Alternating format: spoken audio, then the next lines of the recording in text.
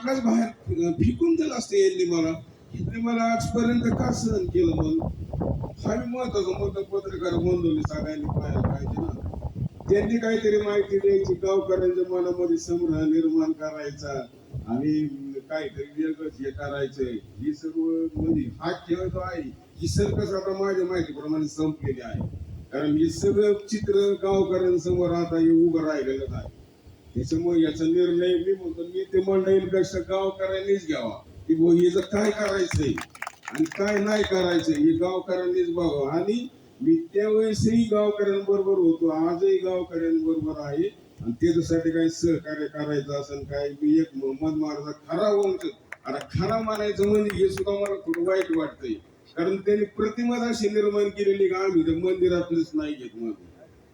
त्याच्यामुळं तुम्ही म्हणजे मी पूर्णपणे गावकऱ्यांच्या बाजूने आहे. त्याच्यासाठी काही योगदान लागेल काय लागेल हा ते मी सगळं म्हणजे मदत करायला तयार आहे, सहकार्य करायला तयार आहे. आणि मी परत एकदा गावकऱ्यांना हात जोडून विनंती करतो, खरे वंशज आम्ही आहे, तो वंशज नाही. त्यांना इथं मदतीसाठी आणलेला आहे. आणि ती आज आमची काय आता ती कसली भाषा मला वापरता येत नाही. मला आजपर्यंत रेकॉर्ड आहे, मी कोणालाही एक शिवी दिलेली नाही. इथं कोणी सांगावं श्रीगोंद्यामध्ये आयच बहिणी आम्हाला काही विक्षिप्त मला शिवी दिली असा माझा स्वभाव नाही. मी आजपर्यंत ते जरी माझे दुश्मन असले तर त्यांनी बी सांगावं की मी त्यांना काही वाईट बोललो, अजिबात वाईट बोलले. फक्त न्यायालयीन लढाई मी लढत आहे आणि गावकऱ्यांनी माझ्या बाजूस उभे राहावं एवढंच मी त्यांना सांगतो. धन्यवाद.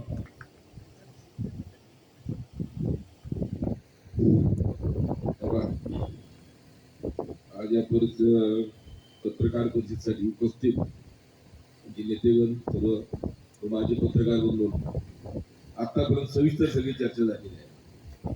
मोहम्मद इतिहास काय आहे, त्यांचं बाकीचं साहित्य काय आहे, त्यांनी काय काय निर्माण केलं, आतापर्यंत पिढ्याची परंपरा झाली, पूजा अर्चा यात्रा सगळं आपण त्यानंतर एका व्यक्तीनं केलेले आरोप प्रत्यारोप केलेले बदल जे आपल्या निदर्शनास आणून दिलेले आहे. काल परवाचा जो विषय होता बाबासाहेब स्पष्ट केले होते की 16 तारखेला प्रांत साहेबांनी तहसीलची मिटिंग घेतली. त्यात दादा होते होते, आमदार होते, सर्व होते, आम्ही होतो. आमचे वकील साहेब आता आहे, त्यांनी स्पष्ट विषय मांडला की धर्मदायिकता बुद्ध नाव बदलताही पण जे वर्क बोर्डात झाले त्याचं काय करणार ते जर त्याचं काही होऊ शकत नाही. याच्या पुढे मध्ये दादा की आमदार एकदम दादा तुमच्या मामाची जमीन खाली काही घेतली क्लिअर विचार होता. त्यामुळे त्यांचे काही गैरसमज झाले ते आम्ही समजून तेही काढू.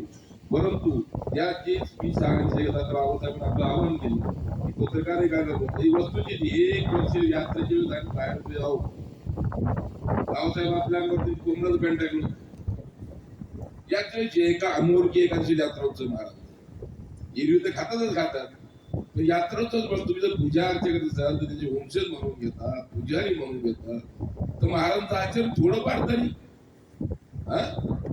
खेळ वाटतो या गोष्टीला. या आजोबाच्या गोष्टीचं सर्व गावांनी निषेध केला, आम्ही करतो. आणि यात्रा कमिटी खोटे नाट्य आरोप काहीतरी लोकांना सांगायचं हा तुम्ही यात्रा कमिटी त्याचा ऑडिट करतो. माझे जेवढे ऑडिट यात्रा कमिटी मेंबर्स आहेत ना बाबासाहेब पहिली आपली टीम गेली वाईट वाटतं मंदिर वातावरण आमचं राधेश्याम काळा गेले, भोगंडे सर गेले, प्रकाश पाटवा गेले, सुरमबाबू कुंडूर गेले, सुभाष गौरकर भाऊसाहेब 6 माणसं माझ्यावर काम करणार गेली. त्यांचं स्वप्न आलं त्यांना मंदिर पाहिजे आणि सगळी माणसं तर मन धनाने एक एक महिना यात्रा नारळ फुटल्यानंतर बाहेर पडत घरी विचार त्या 2-3 माणसं आहेत आमचं राजू कुटुंबी काय हातावरचे पोट आहेत ते कारखानदार सर्व धर्मियांचे मेंबर कायम आहेत की कुठला विचार करत नाहीत. आणि 1 रुपया कुठल्याला जवळ खिचा ठेव ज्या ज्या वेळेस आम्हाला कुठे पूर्ण जायचं नगरला जायचं औरंगाबाद जायचं कधी कमी भाड्याची गाडी होती पहाटे 4ला इथनं घरच्या भाकरी बांधून घेऊन जायचं आणि कोर्टात तारीख झाल्यानंतर कुठं पाणी भरून खायचं पर्यंत फक्त यात्रा करून पाळले. आणि आजही ही परिस्थिती आहे की सर्व यात्रा कमिटीचे ग्रामस्थ ते सगळ्यांचे तन एकच आहे की हे मंदिर व्हावं. आता आमच्यावर नियम 6 गेले, आम्ही वृद्धावस्थेकडे वळलेले, पुढच्या पिढ्यात तयार झाले, प्रत्येक गाव मुक्तीबाबत जाणार आहोत की ह्याची डोळा ह्याची नाही आम्हाला ते मंदिर पाहिजे एवढीच अपेक्षा. रामकृष्ण. आम्ही त्यांनाच एक प्रश्न विचारण्याची आवश्यकता आहे. तुम्ही सगळ्यांनी एक प्रश्न आमची विनंती त्यांना तुम्ही विचारा.